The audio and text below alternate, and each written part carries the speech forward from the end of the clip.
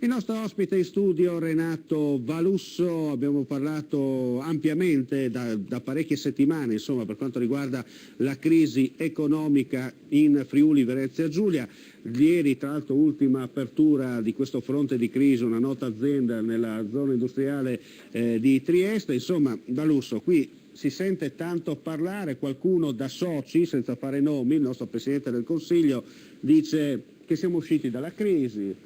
Non è vero niente, tutto a posto, volemo se bene, certo. Se magna e se beve, loro sicuramente, certo, sì. Ma sta di fatto che Pantalone, come si dice, i come dons li ha sempre a disposizione, no? Questa è la realtà di fatto. Sì, infatti adesso ci presentano anche alcune azioni economiche che sono in realtà un riflesso negativo di quanto sta avvenendo, come se fossero dei trionfi, in realtà sono dei disastri. Per dirla in soldoni, in termini terra-terra, stiamo svendendo il patrimonio italiano e presentano queste cose come degli investimenti fruttiferi. Insomma, ci sarebbe molto da dire. Tornando comunque a quello che era lo scenario friulano, posso dire che in questo periodo Friuli contro la crisi ha avuto parecchi riscontri, ormai abbiamo anche un campione rappresentativo di quella che è la realtà della disoccupazione locale e c'è da dire che diversamente da quello che si potrebbe credere, ad esempio il friulano, l'identikit del friulano disoccupato non è mediamente quello del lavoratore professionalmente di bassa qualifica e con scarsa istruzione, è piuttosto il contrario. Soprattutto c'è da dire che anche la nuova povertà qua in Friuli spesso è donna. Molto diverse le madri di famiglia che si sono rivolte alla nostra associazione, anche signore singole che si ritrovano a tempo disoccupate, e si tratta comunque di persone che hanno un curriculum lavorativo interessante e un buon livello di istruzione.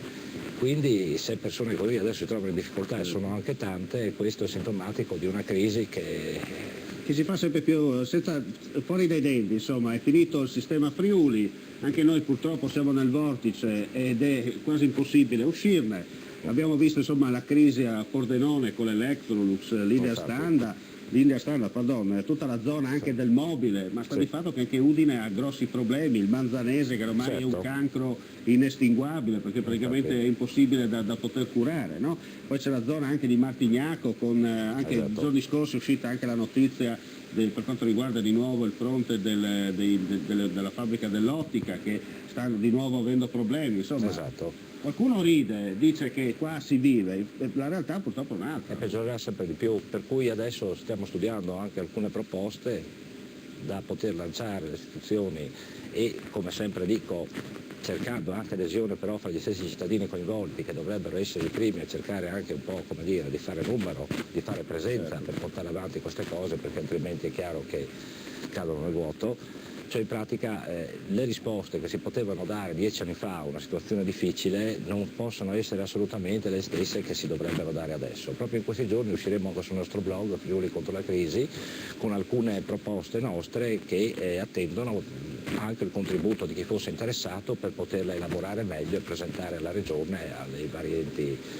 preposti. Certo, poi mi permette anche una cosa molto importante da sottolineare, voi siete un gruppo apolitico e apartitico, nel senso che avete una vostra politica diciamo di concentrazione sul territorio, ma siete aperti a 360 gradi. Assolutamente. Qui non siete a destra, qui siamo tutti nella stessa situazione e dobbiamo venire fuori. Quindi volevo chiederle, per quanto riguarda adesso il discorso legato ai cosiddetti forconi, no? Ormai purtroppo la faccenda si sta andando diciamo a morire tra parentesi, però voi cercate di prendere la palla al balzo per non fare spegnere definitivamente questa fiamma, no? Il discorso è questo, Friuli contro la crisi ha aderito a suo tempo all'iniziativa dello sciopero perché siamo scesi in piazza per difendere quelli che sono i diritti sanciti dalla Costituzione italiana.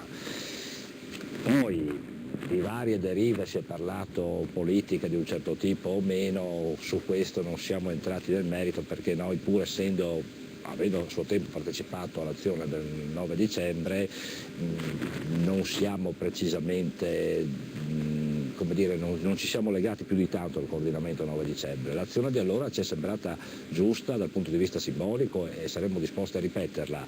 Altre cose che sono avvenute dopo sinceramente lasciano un po' perplessi. Ecco. Bene, grazie a Renato Valusso, Friuli contro la crisi, con lei comunque avremo occasione di approfondire ancora di più per quanto riguarda le iniziative in essere.